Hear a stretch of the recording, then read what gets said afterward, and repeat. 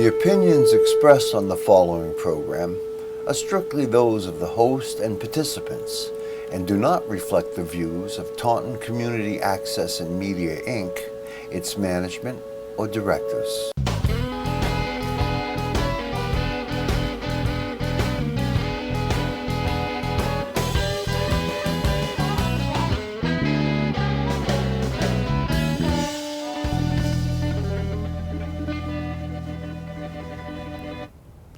Hi, welcome to Charlie Flannery Presents. I'm your host, Charlie Flannery, and today I'd like to present a surprise guest, literally, somebody I've never met before in my entire life, Elaine Victoria Grey. Hi, Elaine. Hi, so Charlie. Nice to finally meet you. Charlie, hi. You know, I must say you look better in person than you do on your dating site photo. You do too. I gotta tell the folks, we met on this dating site called Second Chapter. It's for men and women who have been widowed. When I was talking with Elaine about where we were gonna try to meet, she suggested that we meet in a public place. Doesn't get any more public than this. You could say that again. Yeah. But, you know, It doesn't get any more public than this. it doesn't get any There you more go. public There than you this. go. That's yeah. Yeah. But so, tell us about your late husband. Earl Grey. From the tea company? No. You know, it took me 5 years to get over Earl, enough to try to forget and move on. You never really do forget, do you? No, you don't.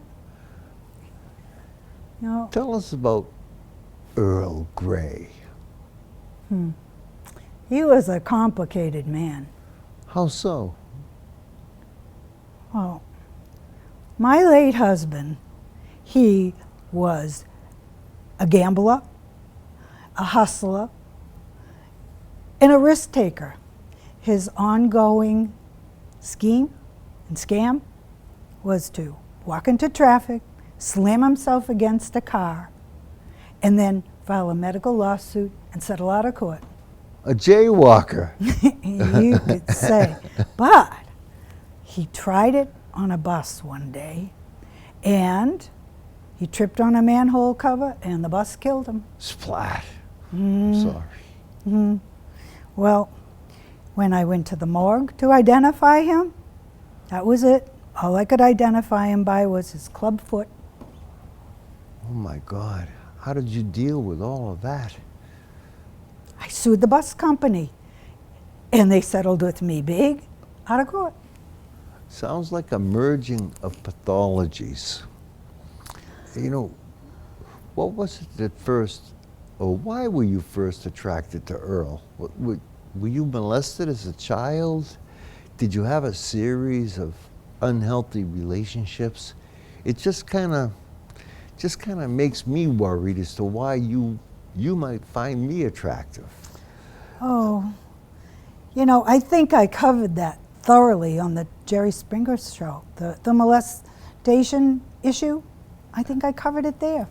I watched a bit of it, and I really loved the interaction between your uncle, the dwarf, and you. That was classic stuff, you know. And it wasn't until just this moment that, you know, I heard you mention, I didn't know about Earl's club foot. And I heard that, and I said, there could be some deep psychological connection between a deformity of a club foot and a dwarf, dare I say, midget. But irrespective, I just want to let the folks know our chief engineer, Ben Fortier, is queuing that tape up. We'll have that for you shortly, so don't go away. But go on, continue, tell me. Oh, you know, I met my husband, and I never dated anybody else but Earl. And what can I say? You You were young? Yeah, I was young, very young, and I thought he was my Prince Charming. How young were you? Were you guys in school? We were in high school. We met in high school. He was the star quarterback on the football team, and I was a cheerleader. Perfect. And, you know, he was a sweet talker. Just your cup of tea. Ah.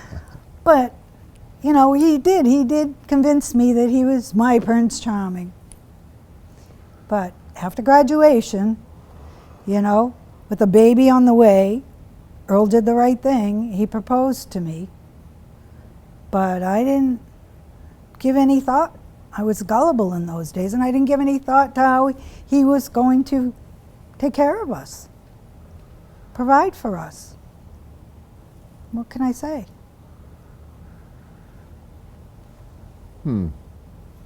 Yeah. So that's a pretty tough situation to be in at the time, because things were difficult. You know, a star quarterback with a club foot. I just can't get my head around that, you know. But Elaine, I gotta tell you, I have been lying to you this entire time. My wife Jean, she's still alive. No. She has ALS, Lou Gehrig's disease. Oh my goodness. This whole second chapter thing, it was her idea. She's trying to plan my future for me, and I just want the present to go on and on and on. Wow. You know, Charlie, your wife Jean is an amazing woman. You know, I mean, Well, whoever lies on a dating site. yeah, you're Right? absolutely You know, right. You know, I wish I could be her friend. I understand. You know, look, I just can't let this go on. Ladies and gentlemen, I have to tell you, Elaine and I are actually good friends in real life. Elaine, thank you today. Oh, thank you. This is so much fun. Yeah, I really enjoyed it. Welcome did to, too. now officially welcome to Charlie Flannery Why, Presents. thank you, Charlie. Say hello to the crowd out there. Hello. Hello. Yeah, and you know, so you do have a background in TV. I do. You had a TV show at one time? I did. You remember back when Continental Cablevision first came in?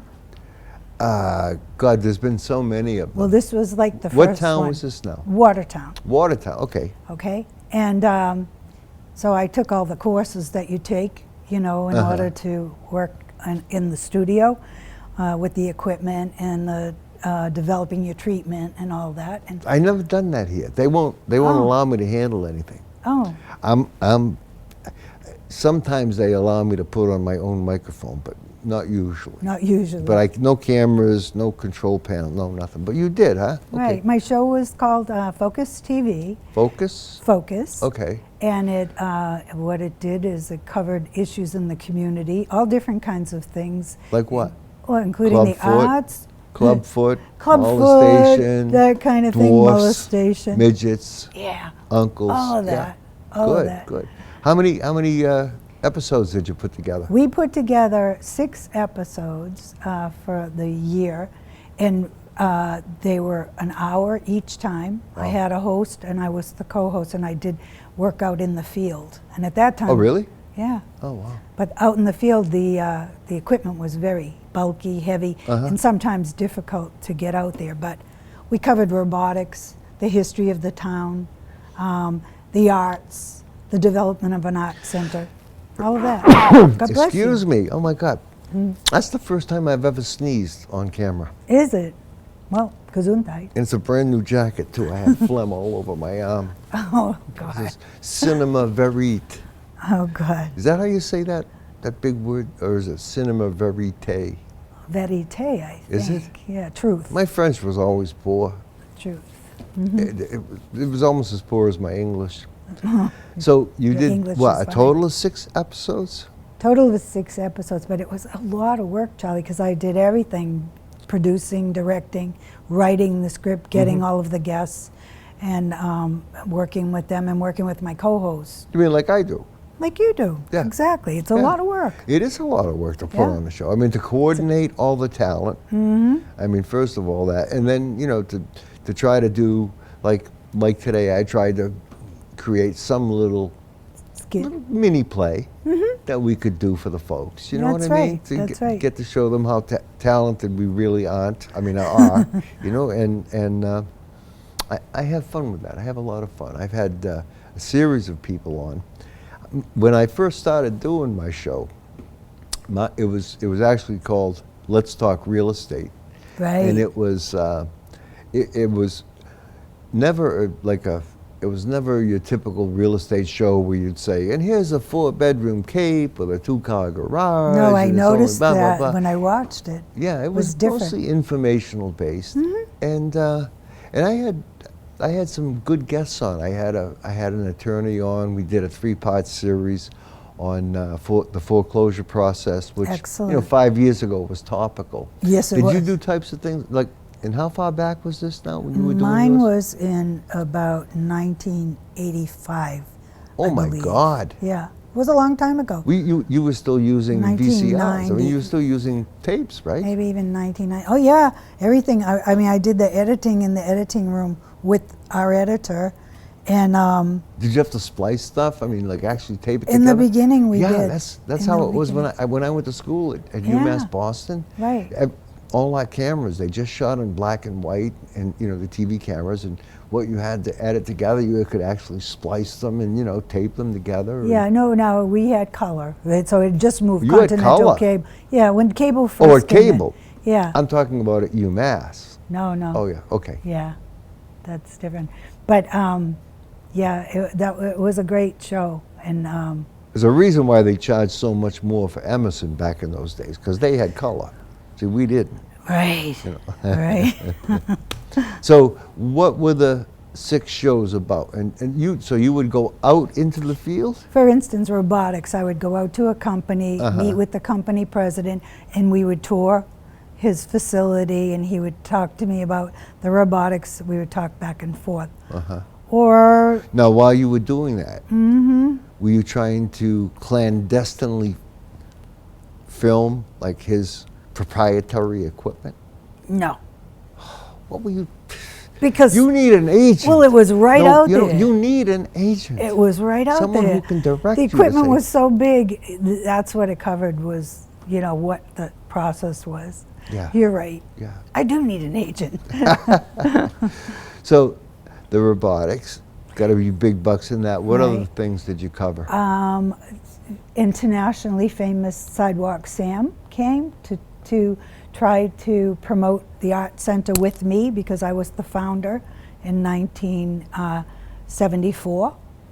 And so we were trying to build an art center. The Arsenal Center for the Arts in Watertown is now is that there. the guy that does all the sidewalk chalk drawings? Yeah, he recently passed away, and I ended up Oh. working with him really? eventually. I Yeah. promoted him internationally. He was around for years. He was around for years and years.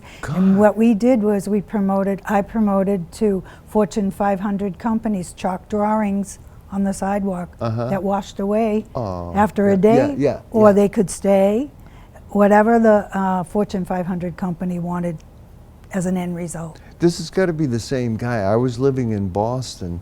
I lived in Boston primarily from 1967 until 1984. So that's what, 17 years? Yeah, And I remember that guy doing Yeah. his drawings in Copley Square. I know. I was Phenomenal. his marketing director, and I wrote the proposals and made sure that I implemented them, and he did the actual drawings, and he was such a wonderful speaker because he studied at the Louvre, and he had a really good education, and the way that he promoted him, everybody loved him.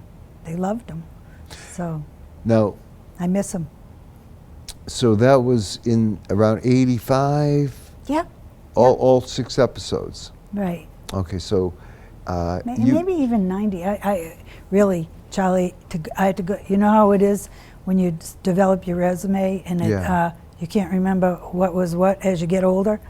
Huh? The years. Then the years. hearing goes, what? Yeah, so like yeah. it could have even been 1994. I have to look at my resume. Hey, anybody can have an off decade, right? That's the way I like to look at it. Nowadays. A decade I know here, a decade there. That's right. Here a deck, there a Well, deck, doesn't it everywhere fly? a deck, It flies. Yeah, but now, you've been in Watertown for how many years since that time? I've been in Watertown for 58 years in the same house. Wow. Wow. So you were there when the marathon bad guys. Oh yeah, out there, right? Shelter in around place. the corner from me. Really? The boat. Really? The boat was right around the corner. Literally, we were on lockdown. Wow. And we had them running through the yards with their guns and their camouflage, and the bomb squad cars in front of us, and the dogs and the SWAT team, all of it. Now, Crazy. I'm presuming that cable, even though it might be owned by a different company, I'm sure by now, but I mean, they still have a local community access. Comcast, I believe. Yeah. Do they, like we here, we're broadcast on Comcast Channel 15. Oh, good. And Verizon Right. Channel 22. Good. Yep. The show airs locally Wednesday at 7:30 p.m. Okay. Great time slot leading up to the master of local community access TV, Mr. Bob Jacobs. He does this program called Vent. Okay. People do live call-ins. It's, nice. It's terrific, you know. And then it airs again Saturday mornings at 11:30. It's a great alternative to cartoons.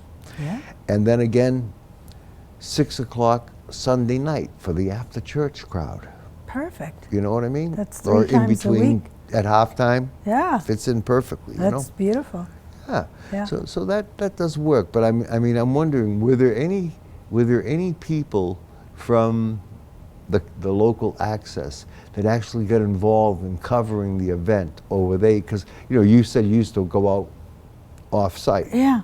Well, I was out there. I got interviewed by Channel 7, and Really? and people were there from Paris and London and Wow. Canada and Yeah. everywhere. Yeah. They were everywhere. So community access probably did have a little group that went out and covered it, but probably as a newscast, maybe had it on their ongoing. I really didn't see it because I was so involved in it being around my corner. Did you make the cut? Were you broadcast? Yes, I was. Yeah. I was. Yeah. On what channel? 7? Channel 7 Yeah. in Washington, D.C. Wow. Channel 7 here, Channel 5. Wow. Yeah.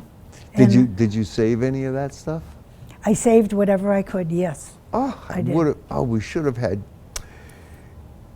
God, if I had only known. I probably would have had to get permission to bring it. Yeah, if they haven't burned it by now. I didn't think of that. But that was so memorable. Oh my God. I mean, that was so. Yeah, absolutely. Not only a tragedy, but I mean the whole shelter in place concept. I mean, I know a few legal concepts. I don't really understand what they mean. Right. But like there's like posse comitatus. That means like the military, I don't think, can make arrests on U.S. soil. I think. Okay. I don't know where the word posse and comitatus comes from, but I think that means the military can't make arrests. And then there's, of course, state of emergency Martial, yeah. and martial law. Right. Or martial, not martial. Martial law. Right? I've been practicing my R's. Martial law. But shelter in place, that Right. was a new one on me. Yeah. Did they invent that just for, was I that a don't special know. occasion? One of my tenants looked out the window and they said, "Get back in there, shut Yeah. the lights." You really had to stay in the house. They would get you right away. Yeah, I mean, they would come up to you and order They you were back. marching right? on my street. The buses were pulling up and they were getting out, putting on their vests and running down to the I mean, site. I support, I support the police and all the professional people that were involved in getting that bad guy. Right. But, you and I realized in this, the public safety factor of like not having people like you walking around poking and maybe getting shot, but I wonder under what authority they have to say you cannot leave your home.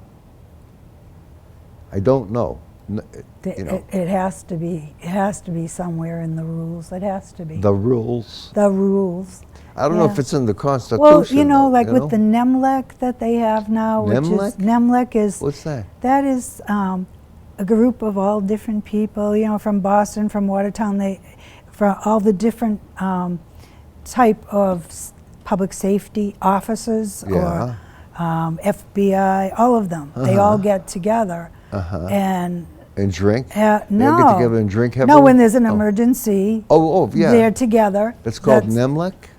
The NEMLEC group It is. doesn't sound threatening. It doesn't sound Well, I don't know like what the initials. steroidy enough. I don't know We what the need initials something more, stand you know for. what I mean? But they Like- set up a temporary police station. You know, they have like a trailer, yeah. and it sets up anywhere at a school, Like, you know, and then everybody comes in. SWAT team. like if you called it like Watertown. CENTCOM, you know what I mean? DEFCON 4, it would have, Right, you know what I right. mean? Something dramatic. Well, but they might have another NEMLEC? nickname for it. NEMLEC? Sounds like some nerdy kid I went to high school with. I You know, know, he I was there know. with Earl when you were a cheerleader, remember? He didn't have a club It was foot. different back then, wasn't it? Yeah, things were a lot A different. lot different. Things were a lot different. Right. You know? Right. I did a show with a woman that was I don't know if you know Pat Sissy O'Hara. I've watched Pat a little bit. Yes. She's a great actress. She is. And she came on once and we did a little play that We've been that I communicating drafted. lately. And she was playing my my old high school sweetheart. Okay. All right. Yeah. And we had, you know, I was like an aging rock god. 'Cause I had been Cool. she was a groupie Yeah. for me back in high school. Just Okay. make believe. Right. Right. You know. But we had fun with that. That was a fun scene to play. And then I've had her on again, and I just enjoy I having like a lot her. of people. I like her. Yeah. We're going to be working on a project. Oh yeah, what's that? What do well, you got going? It's something that is in high security now. We can't talk about it just yet. NDA? Yeah.